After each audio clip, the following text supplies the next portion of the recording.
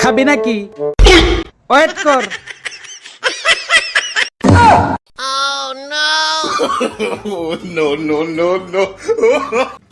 দিমু না অনেক মজা। আব্বু তুমি আম্মুর সাথে ঝগড়া করবে পারো না কেন? জিলাপি যেদিন সোজা হবে, নিম পাতা যেদিন মিষ্টি হবে, সেই দিন আমি পারবো। আব্বু তো পড়তেছে। আব্বু 100 টাকা দাও তো, মোগলাই খাবো।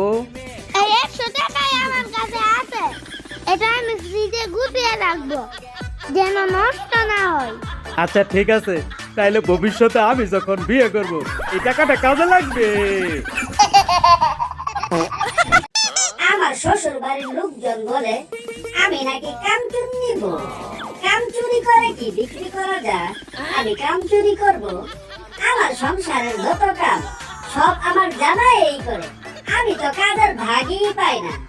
ওই যে দেখেন আমার জামাই সব কাজ করতেছে। হ্যাঁ বলে কি, আমার এদের সারাদিন কাজ করায় আর সে নাকি কাজের ভাগই পায় না।